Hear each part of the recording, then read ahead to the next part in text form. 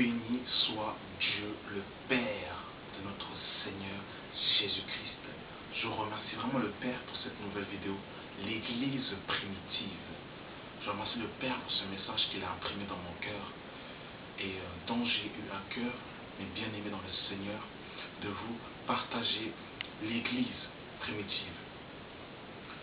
Nous avons beaucoup fait de vidéos sur l'Église et nous avons beaucoup dénoncé les camps de concentration. Nous avons beaucoup dénoncé les fédérations, mais dans cette vidéo, on aimerait vraiment passer du temps dans l'édification et dans l'instruction, afin vraiment que nous puissions nous instruire sur qu'est-ce que l'Église.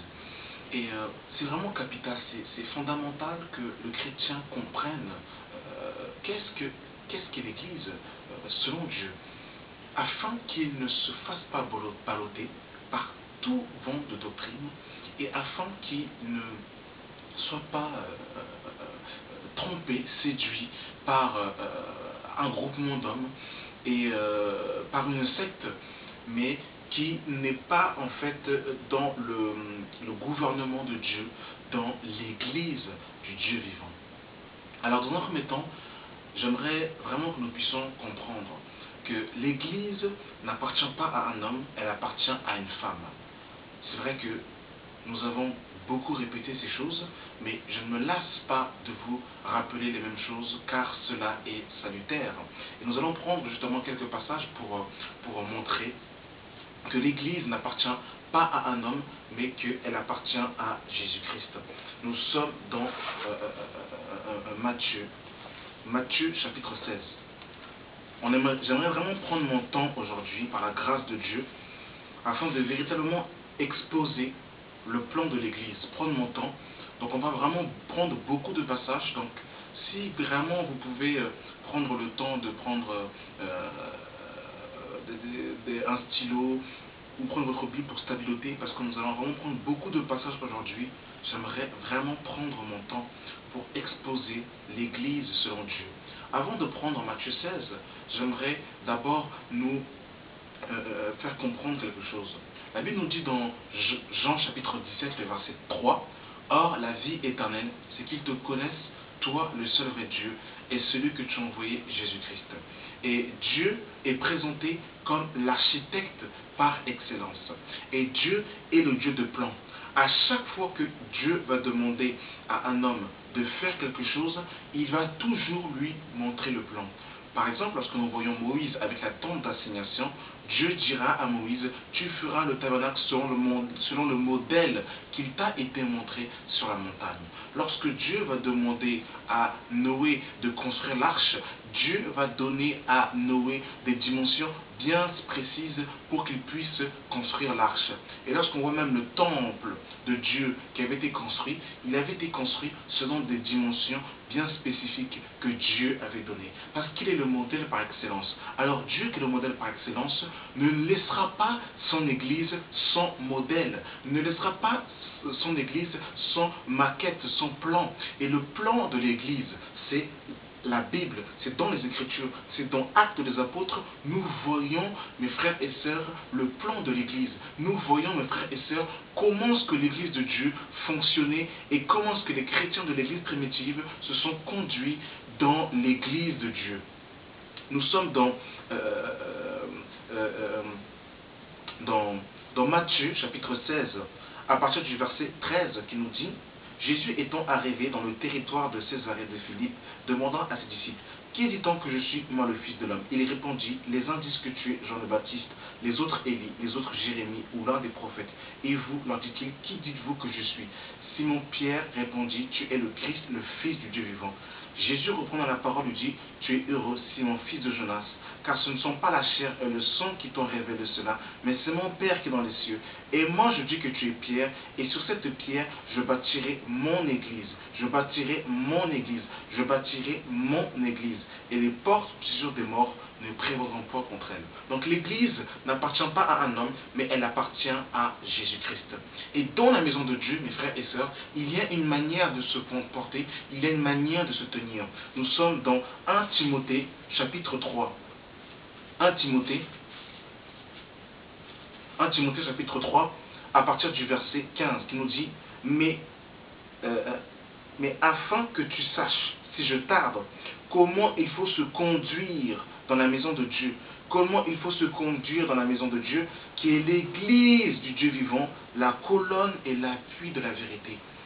Paul va dire à Timothée, si je tarde, mais afin que si je tarde, tu sauras comment il faut se conduire dans l'église du Dieu vivant, qui est la colonne et l'appui de la vérité. Donc, dans la maison de Dieu, il y a une manière de se comporter, il y a une manière de se conduire. On ne fait pas ce que l'on veut, ce n'est pas la Star Academy. Il y a une manière de se conduire dans la maison de Dieu. Et la maison de Dieu, mes frères et sœurs, ce n'est pas les grandes bâtisses. La maison de Dieu, ce n'est pas ce qu'on nous a fait croire, comme on nous a fait croire. Ne venez pas dans la maison de Dieu les mains vides, comme si la maison de Dieu était un lieu géographique quelconque. Jésus dira dans Matthieu, chapitre 18, que vraiment Dieu nous aide, que Dieu nous éclaire et que vraiment les écailles de nos yeux tombent. Jésus nous dira dans Matthieu chapitre 18, à partir du verset 20, il dira, car là où 2 ou 3 sont assemblés en mon nom, je suis au milieu d'eux. L'Église commence lorsque 2 ou 3 sont rassemblés dans le nom de Jésus-Christ, qui, selon Apocalypse 19, verset 13, est la parole de Dieu. Et l'Église commence là où 2 ou 3 sont assemblés dans le nom de Jésus. Ça peut être dans une maison, ça peut être dans un garage, ça peut être dans un parc. Et ce sont les chrétiens qui forment la maison de Dieu en esprit. Nous sommes dans 1 Pierre, chapitre 2. 1 Pierre, chapitre 2, à partir du verset 4, qui nous dit, approchez-vous de lui, pierre vivante, rejetée par les hommes, mais choisisse et précieux devant Dieu. Et vous-même, comme des pierres vivantes, édifiez-vous pour former une maison spirituelle, un sacerdoce afin d'offrir des sacrifices spirituels agréables à Dieu par Jésus-Christ. Donc les chrétiens sont des pierres. Et lorsque ces chrétiens se rassemblent, ils forment la maison de Dieu en esprit. Et Paul dira dans Éphésiens, chapitre 2, à partir du verset 20, il dira, vous avez été édifiés sur le fondement des apôtres et des prophètes, Jésus-Christ étant lui-même la pierre angulaire. En lui, tout l'édifice bien coordonné s'élève pour être un temple saint dans le Seigneur. En lui, vous êtes aussi édifiés pour être une habitation de Dieu en esprit. Donc les chrétiens forment l'habitation de Dieu en esprit. Et il est écrit encore dans Actes, chapitre 17. Acte 17. Acte 17, à partir du verset 24. Le Dieu qui a fait le monde et tout ce qui s'y trouve, étant le Seigneur du ciel et de la terre, n'habite point dans des temples faits par des mains d'hommes. Et nous sommes dans Ésaïe chapitre 66. Ésaïe chapitre 66. Nous sommes par rapport à la maison de Dieu. Avant de rentrer dans le vif du sujet, nous voulons d'abord exposer qu'est-ce que la maison de Dieu. Ésaïe chapitre 66. Ésaïe chapitre 66, il est écrit à partir du verset 1. Ainsi parle l'Éternel, le ciel est mon trône et la terre est mon marchepied. Quelle maison pourriez-vous me bâtir et quel lieu me donnerez-vous pour demeure? Toutes ces choses ma main les a faites et toutes ont reçu l'existence dit l'Éternel. Donc nous voyons mes frères et sœurs par l'exposition justement de ce que nous avons pu voir précédemment que l'Église n'appartient pas à un homme, l'Église n'appartient pas à une femme, mais l'Église appartient à Jésus-Christ.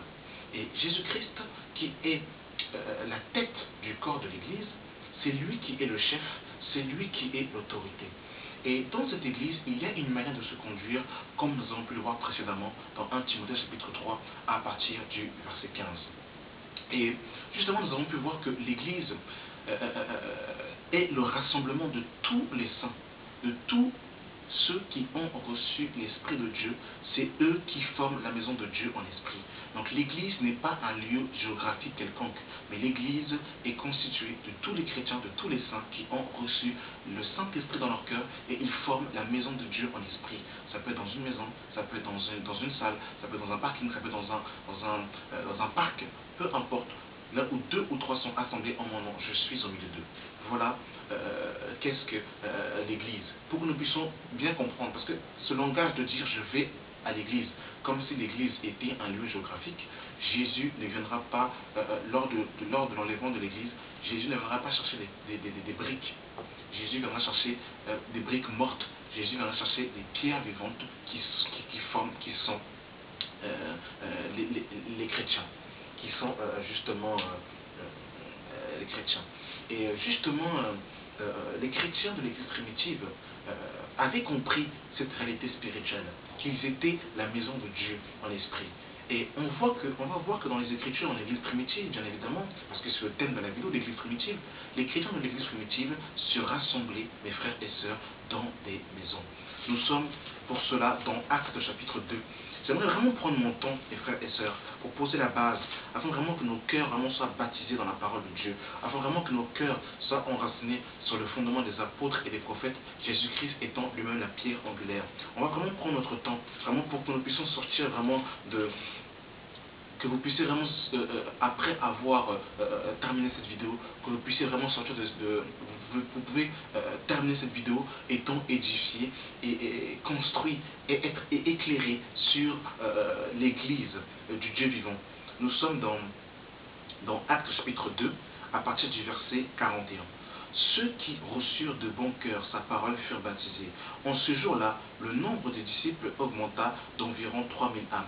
Ils persévéraient dans l'enseignement des apôtres, dans la communion fraternelle et dans la fraction du pain et dans les prières. La crainte s'empara de chacun et il se faisait beaucoup de prodiges et de miracles par les apôtres. Tous ceux qui croyaient étaient dans le même lieu. Et ils avaient tous en commun, ils vendaient leurs propriétés et leurs biens, et ils partageaient le produit entre tous selon les besoins de chacun. Ils étaient chaque jour tous ensemble, assidus au temple. Ils rompaient le pain dans les maisons. Ils rompaient le pain dans les maisons et prenaient leur nourriture avec joie et simplicité de cœur, louant Dieu et trouvant grâce auprès de tout le peuple. Et le Seigneur ajoutait chaque jour à l'Église ceux qui étaient sauvés. Donc on voit qu'il rompait chaque jour dans des maisons le pain. C'était dans les maisons qu'il y avait cette fraction de pain, qu'il y avait ce repas et qu'ils s'entretenaient et qu'il y avait des enseignements. Nous sommes dans Actes chapitre 5, à partir du verset 40.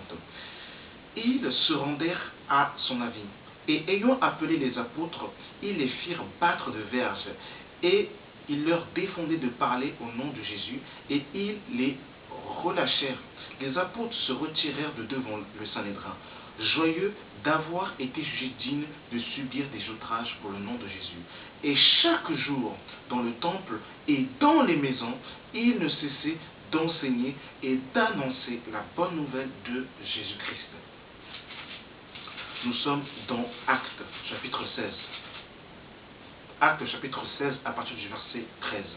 Le jour du Shabbat, nous nous rendîmes hors de la porte vers un rivage où l'on avait accoutumé de faire la prière. Nous nous assîmes et nous parlâmes aux femmes qui étaient réunies. L'une d'elles, nommée Lydie, marchande de pourpre de la ville de Thyatire, était une femme craignant Dieu, et elle écoutait. Le Seigneur lui ouvrit le cœur pour qu'elle fût attentive à ce que disait Paul. Lorsqu'elle eut été baptisée, avec sa famille, elles nous firent cette demande: si vous me jurez fidélité au Seigneur, vous entrerez dans ma maison et demeurez-y. Et elle nous pressa pour ces instances. Donc on voit que Lydie a ouvert sa maison afin justement que les apôtres y demeurent pour annoncer le Christ, pour parler du Mashiach. Et nous sommes dans Actes chapitre 28, à partir du verset 30, il est écrit: Paul demeura 2 ans entiers dans une maison qu'il avait louée, et il recevait tous ceux qui venaient le voir, prêchant le royaume de Dieu et enseignant en ce qui concerne le Seigneur Jésus-Christ en toute liberté et sans obstacle. Donc Paul a loué une maison pendant 2 ans, et il enseignait la parole de Dieu. Et nous sommes dans 1 Corinthiens chapitre 16. 1 Corinthiens chapitre 16, à partir du verset 19, il est écrit: l'église d'Asie vous salue, Aquilas et Priscille, avec l'église qui est dans leur maison, vous salue beaucoup dans le Seigneur. Donc c'était l'église qui était dans leur maison, parce que ce n'était pas la maison qui formait l'église, mais c'était les chrétiens qui étaient dans cette maison qui formaient l'église. Donc voilà pourquoi on dit l'église qui est dans ta maison. Donc on voit que les chrétiens se rassemblaient dans des maisons et ils partageaient la parole de Dieu, les enseignements des apôtres et des prophètes. Et mes frères et sœurs, dans la Bible, les églises n'étaient pas dénominationnelles. C'est-à-dire que les églises ne portaient pas de nom. L'église portait le nom de la ville. C'était le nom de la ville. Et les églises étaient par ville. Je m'explique et je développe par la grâce du Seigneur Jésus-Christ. Lorsque nous voyons les 7 églises de l'Apocalypse, l'église d'Éphèse, l'église de Smyrne, l'église de Pergame, l'église de Thyatire, l'église de Laodicée, l'église de Philadelphie, l'église de Sardoine, ces 7 églises, mes frères et sœurs, n'étaient pas dénominationnelles. C'est-à-dire qu'elles portaient le nom de la ville. Pourquoi elles n'étaient pas dénominationnelles? Parce que lorsqu'un homme donne le nom à quelque chose, c'est lui qui est l'autorité de cette chose. Nous voyons que dans la Genèse, Dieu va donner à Adam la capacité de nommer les animaux. Et lorsque Adam va nommer les animaux, eh bien, l'homme a la capacité sur les animaux. Quand Dieu va ramener la femme vers Adam, c'est Adam qui va nommer Ève. Et Adam sera l'autorité d'Ève. Lorsque des enfants viennent au monde, ce sont les parents qui donnent le nom justement aux enfants. Ce sont les parents qui sont l'autorité des enfants. Et la première personne qui a justement appelé le nom Église, c'est Jésus-Christ. C'est Jésus qui est l'autorité, c'est Jésus qui est la tête du corps de l'Église. Et vous verrez que dans la Bible, les églises ne portaient pas le nom d'une dénomination quelconque. Autrement, l'église Aman Caché, l'église Corps de Christ, l'église Maranatha, l'église Ebenezer et consorts. Mais ils portaient le nom de la ville. C'est-à-dire que, selon les Écritures, les églises étaient ville par ville. Et nous allons le voir, nous allons toujours être bibliques, ne vous en faites pas. Nous sommes dans 1 Corinthiens, dans Actes chapitre 18. Acte 18, à partir du verset 9, il est écrit: le Seigneur dit à Paul en vision pendant la nuit: ne crains point, mais parle et ne t'étais point, car je serai avec toi, et personne ne mettra la main sur toi pour te faire du mal. Parle, car j'ai un peuple nombreux dans cette ville. Il y demeura 1 an et 6 mois, enseignant parmi les Corinthiens la parole de Dieu. Donc, quand Paul est arrivé à Corinthe, c'était l'église de Corinthe. Et dans l'église de Corinthe, en fait, c'était les chrétiens de Corinthe tout simplement. Donc on voit qu'il y avait l'église de Corinthe, l'église d'Éphèse, l'église de Colosse, l'église de la Galatie, l'église l'église de la Philadelphie, tout ça, l'église de Thyatire, l'église de Pergame. En fait, c'était des églises par ville, en fait. Et le problème avec les églises de dénomination, c'est que dans une ville, on peut voir par exemple qu'il y a 20 dénominations. Donc du coup, en fait, c'est chaque église avec chaque homme qui devient en fait, la tête de cette église locale, et ça crée des divisions. Parce que selon l'église primitive, on voit que l'église en fait c'était ville par ville. Et Paul va demander à Tite, nous sommes dans Tite justement, chapitre 1. Tite chapitre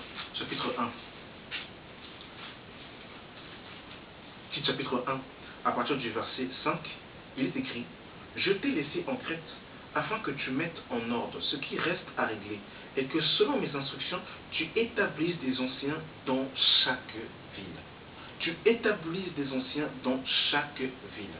Donc on voit que les ministères, et on va le voir par la suite, arrivaient dans une ville, et une fois qu'ils étaient arrivés dans cette ville, enseignaient la parole de Dieu, et après avoir enseigné la parole de Dieu, ils établissaient des anciens dans chaque ville. C'est-à-dire que, et maintenant ces chrétiens qui étaient dans les villes se rassemblaient dans des maisons. Parce que bien évidemment, on ne peut pas recevoir tout le monde dans un seul endroit, mais on voit que ces chrétiens se rassemblaient dans des maisons. Et par la suite, on va voir par exemple, si on voit par exemple le cas dans Actes des Apôtres, Paul va louer une école. Il va justement il va justement s'établir dans l'école de Tyrannus et il va prêcher l'évangile. Et nous sommes dans Acte 19 à partir du verset 8. Ensuite, Paul entra dans la synagogue où il parla librement pendant 3 mois. Il discourut sur les choses qui concernaient le royaume de Dieu, s'efforçant de persuader ceux qui l'écoutaient. Mais comme quelques-uns restaient endurcis et incrédules, décrivant devant la multitude la voix du Seigneur, il se retira d'eux, sépara les disciples et enseigna chaque jour dans l'école d'un nommé Tyrannus. Cela dura 2 ans, en sorte que tous ceux qui habitaient l'Asie, juifs et grecs, entendirent la parole du Seigneur Jésus.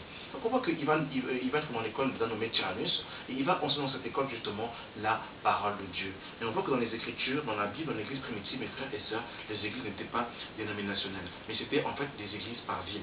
Et les chrétiens, en fait, se rassemblaient dans la ville à laquelle ils appartenaient. En fait, les églises, c'était ville par ville, tout simplement. Et maintenant, si nous voulons parler des ministères, alors qu'est-ce que les ministères? Selon Éphésiens chapitre 4, verset 11, il y a 5 ministères d'autorité. Il y a les apôtres, les prophètes, les docteurs, les pasteurs et les évangélistes. Ce sont 5 ministères d'autorité. Et dans l'église primitive, les ministères d'autorité étaient exclusivement des hommes. Il n'y avait pas de femmes dans les ministères d'autorité. Ce n'est pas pour être macho, ce n'est pas pour écraser la femme ou pour dénigrer la femme, mais dans l'église de Dieu, il y a un ordre, et dans le royaume des cieux, il y a un gouvernement. Et Dieu est un Dieu d'ordre. Dieu n'est pas le Dieu de désordre, Dieu est un Dieu d'ordre. Et c'est le Seigneur qui a institué son église, et ce n'est pas à nous de dicter ou de corriger le maître, mais nous devons nous soumettre à lui et nous devons justement appliquer ce qu'il a dit. Car Jésus dira, celui qui m'aime garde ma parole. On ne peut pas dire aimer Jésus et ne pas garder sa parole, faire de l'église notre propre église, autrement dit, faire notre propre fédération, notre propre dénomination. Donc dans l'église de Dieu, vous verrez par exemple que Pierre était marié. Dans 1 Corinthiens 9, Paul va nous dire que Pierre était marié, mais on ne voit pas Pierre gérer l'église avec sa femme. Lorsqu'on voit Actes chapitre 15, les apôtres et les anciens vont se concerter pour savoir si justement les païens avaient droit à accès justement à la vie éternelle, s'ils devaient justement faire un avec les juifs.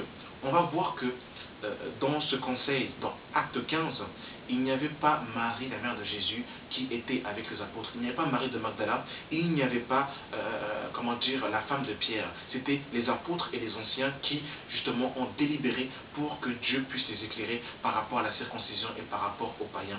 Donc, et Pierre faisait partie des colonnes de l'église de Jérusalem, mais quand Philippe va annoncer l'évangile dans Acte 8, on nous dit que Jacques et Pierre vont venir en Samarie pour imposer les mains à ceux qui avaient entendu parler de l'évangile afin qu'ils reçoivent l'Esprit. On ne nous dit pas que la femme de Pierre a géré l'église à Jérusalem. Et quand Pierre était malade, c'était la femme de Pierre qui gérait l'église. Non pas que la femme n'a pas de ministère. Si Dieu permet, on fera une vidéo sur le ministère de la femme, si Dieu nous garde en vie, si Dieu n'est pas revenu entre-temps. Mais par rapport au ministère de l'enseignement, aux 5 ministères d'autorité, en ce qui concerne en fait ministère de direction, ministère en fait qui pose la doctrine, on ne voit pas de femmes être dans les 5 ministères d'autorité dans l'église de Jésus-Christ de Nazareth. Si quelqu'un voit, si aujourd'hui une femme a reçu la révélation d'être apôtresse, eh bien j'aimerais qu'elle puisse le montrer dans les Écritures. Mais bien évidemment, on ne le voit pas. Donc ceux qui reçoivent de telles révélations, bien évidemment, reçoivent des révélations qui ne viennent pas de notre Seigneur et Sauveur Jésus-Christ. Et par rapport justement au ministère d'autorité, c'est Jésus lui-même qui établit les ministres dans son corps. Nous sommes dans Jean chapitre 6.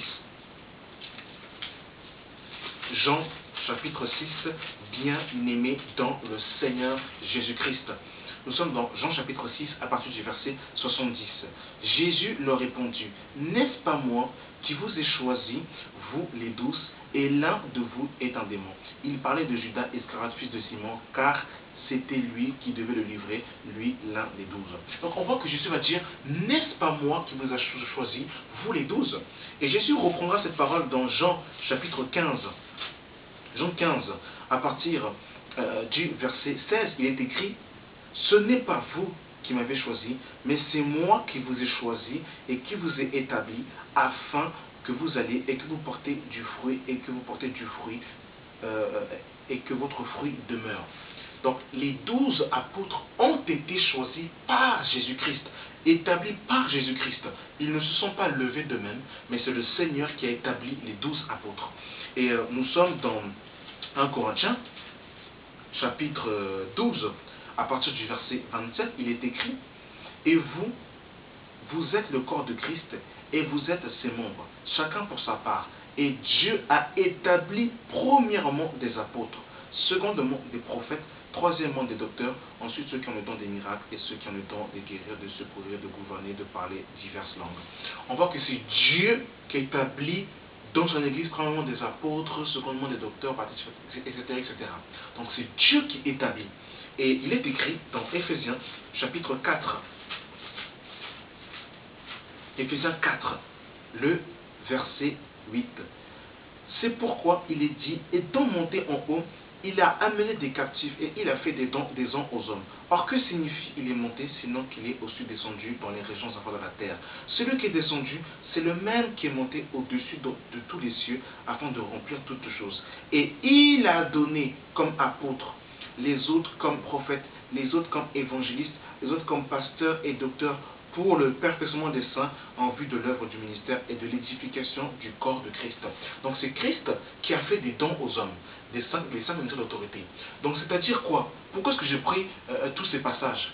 Pour la simple et bonne raison que ce n'est pas en allant dans une école théologique, en passant des diplômes pendant 1 an, 2 ans, 3 ans, qu'on sort de cette école devenant apôtre, devenant pasteur, devenant docteur. Non, c'est Christ qui établit.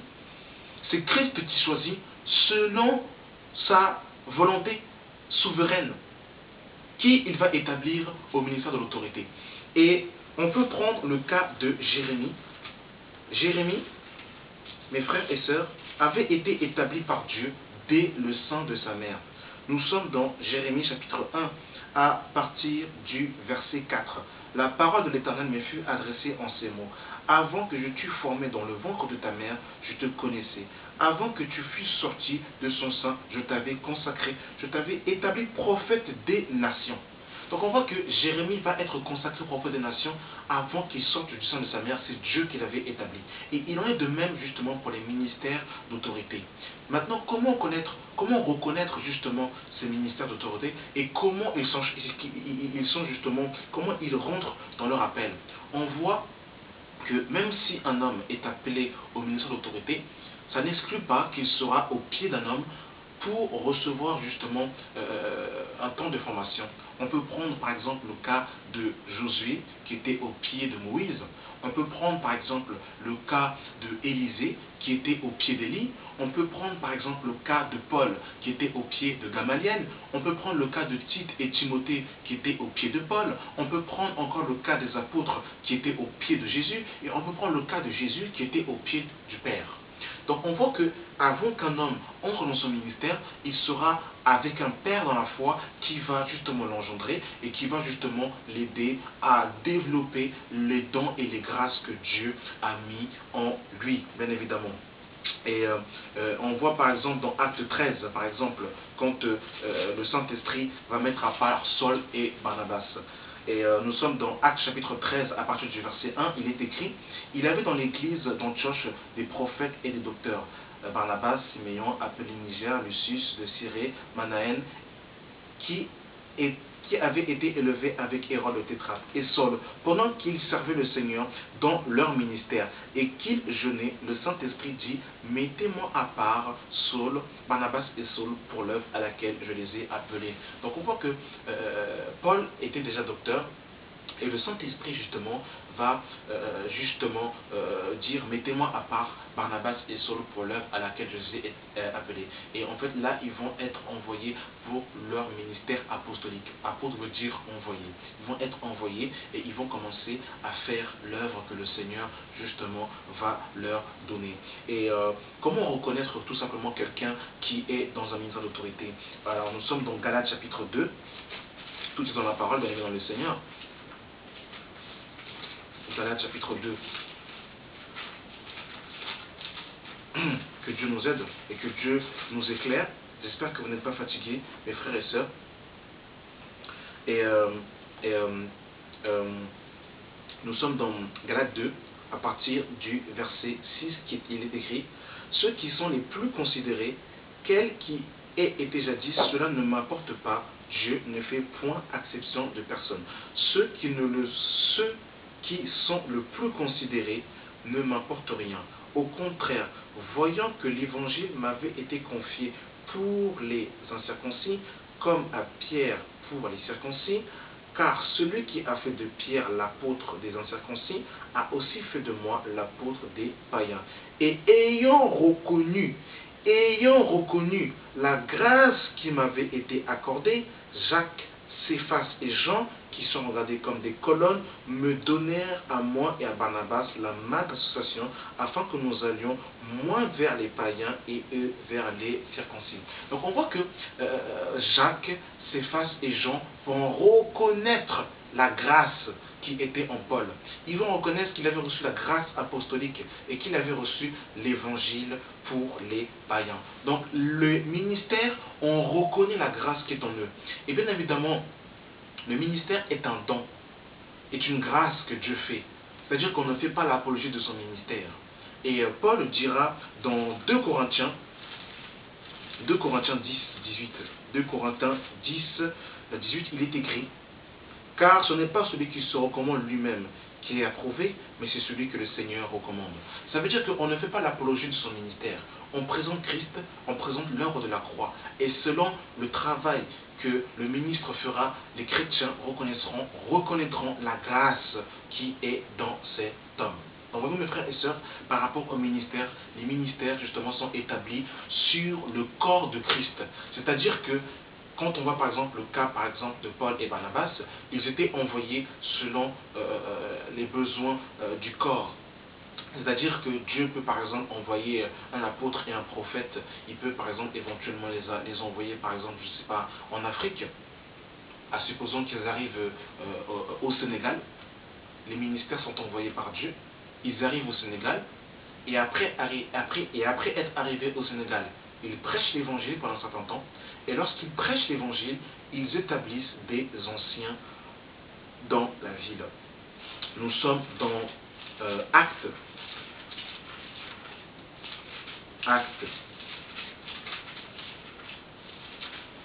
chapitre 14, à partir du verset 21. Quand ils eurent évangélisé cette ville, et qu'il y fait un certain nombre de disciples, ils retournèrent à Lystre, à Icône et à Antioche, fortifiant l'esprit des disciples, les exhortant à persévérer dans la foi, et disant que ce n'est pas beaucoup de tribulations qu'il nous faut entrer dans le royaume des cieux. Ils firent nommer des anciens dans chaque église, et après avoir prié, ils les recommandèrent au Seigneur afin en qui il avait cru.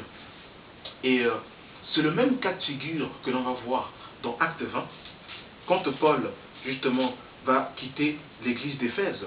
Il va dire, dans Acte 20, le verset 28, « Prenez donc garde à vous-même et à tout le troupeau sur lequel le Saint-Esprit vous a établi évêque pour paître l'église du Seigneur, qu'il s'est acquise par son propre sang. Je sais qu'il s'introduira parmi vous, après mon départ, des loups cruels qui n'épargneront pas un troupeau, et qu'il s'élèvera du milieu de vous des hommes qui enseigneront des choses pernicieuses pour entraîner les disciples après eux. » Et ça, c'était après justement qu'il quitte l'église d'Éphèse. Il va justement donner cette recommandation aux anciens de l'église d'Éphèse. Donc on voit ici que après, une fois que les ministres sont arrivés dans une ville, qu'ils vont prêcher pendant un certain temps, selon ce que le Seigneur leur donnera. Ensuite, ils établissent des anciens et justement, ensuite, ils quittent la ville. Alors maintenant, quelle est la différence entre un ministre et un ancien? Les ministères sont établis sur tout le corps de Christ. Et les anciens sont établis dans la localité, dans la ville. Un ministre peut être à la fois ministre et ancien. À l'occurrence, l'apôtre Pierre était ministre établi sur le corps de Christ et il était aussi ancien de l'église de Jérusalem. En revanche, un ancien peut être à l'anciennat, mais pas forcément être dans les cinq ministères d'autorité. Et on voit que tout chrétien, les anciens sont encore des hommes, il n'y a pas d'anciens dans la Bible, mais ce sont des anciens. Les anciens sont établis dans la localité et tout chrétien peut aspirer au ministère, peut au ministère d'anciennat. Mais il faut qu'il remplisse bien évidemment des critères. Et nous sommes dans 1 Timothée, pour voir un peu. 1 Timothée chapitre 3, à partir du verset 1, qui nous dit: cette parole est certaine, si quelqu'un aspire à la charge d'évêque, donc tout chrétien peut aspirer à la charge d'évêque, mais pour aspirer au ministère des cinq ministères d'autorité, ça dépend de la volonté souveraine de Dieu. Il désire une œuvre excellence. Il faut donc que l'évêque soit irrépréhensible, marié d'une seule femme. Donc il ne peut pas être divorcé, remarié. Marié d'une seule femme, soit modéré, réglé dans sa conduite, hospitalier, propre à l'enseignement. Il faut qu'il soit ni abonné au vin, ni violent, mais indulgent, pacifique, désintéressé. Il faut qu'il dirige bien sa propre maison et qu'il tienne ses enfants dans la soumission et dans une parfaite honnêteté. Car si quelqu'un ne sait pas diriger sa propre maison, comment prendra-t-il soin de l'église de Dieu? Il ne faut pas qu'il soit un nouveau converti. De peur gonflé d'orgueil, il tombe sous le jugement du diable. Il faut aussi qu'il reçoive un bon témoignage de ceux du dehors, afin de ne pas tomber dans l'opprobre et dans le piège du diable. Donc voilà un peu les critères pour choisir des anciens. Et c'était sur cette base-là justement que Tite et Timothée vont établir des anciens et que les ministres établissent des anciens dans les villes, c'est justement par rapport à ces critères. Donc en fait on voit le but des anciens. Les anciens sont des surveillants, ils surveillent le troupeau du Seigneur et ils peuvent aussi apporter justement un enseignement. Et comme nous dira Tite chapitre 1 à partir du verset 5, il faut qu'ils soient prompts à défendre la sainte doctrine et à réfuter les contradicteurs. Donc l'ancien aussi doit avoir l'amour de la vérité et être fondé sur le fondement des apôtres et des prophètes. Et nous sommes dans Acte. J'espère que vous n'êtes pas fatigués, bien aimés dans le Seigneur. Nous sommes dans Acte chapitre 6 à partir du verset 1, il est écrit: en ce temps-là, le nombre des disciples augmenta. Les hellénistes murmuraient contre les Hébreux, parce que les veuves étaient négligées dans la distribution qui se faisait chaque jour. Les 12 convoquèrent la multitude des disciples en disant: il n'est pas convenable que nous laissons la parole de Dieu pour servir aux tables. C'est pourquoi, frères, choisissez parmi vous 7 hommes qui leur rendent un bon témoignage, qui soit rempli d'esprit et de sagesse, et que nous chargeons de cet emploi. Et nous conduirons et nous appliquerons à la prière et au ministère de la parole. Cette proposition fut plu à toute l'assemblée. Ils élurent Étienne, homme plein de foi et d'Esprit Saint, Philippe, Prochor, Nicanor, Timon, Parménas et Nicolas, prosélyte d'Antioche. Ils les présentaient aux apôtres qui, après avoir prié, leur imposaient les mains. Donc en fait, on voit que les diacres vont être choisis. Et les diacres, justement, s'occupaient, en fait, c'était ceux en fait, qui servaient aux tables. C'était ceux qui s'occupaient de la logistique. Et nous retournons dans 1 Timothée chapitre 3, on va voir justement les critères du diacre. Nous sommes dans 1 Timothée chapitre 3, à partir du verset 8, il est écrit: les diacres aussi doivent être honnêtes, éloignés à la duplicité des excès de vin, d'un gain sordide, conservant le mystère de la foi, dans une conscience pure, qu'on les éprouve d'abord, et qu'ils exercent ensuite leur ministère. S'ils sont sans reproche, les femmes de même doivent être honnêtes, non médisantes, sobres, fidèles en toute bonne chose. Les diacres doivent être mariés d'une seule femme et diriger bien leur maison et leur propre maison, car ceux qui remplissent convenablement leur ministère s'acquérissent un rang honorable et une grande assurance dans la foi en Jésus-Christ.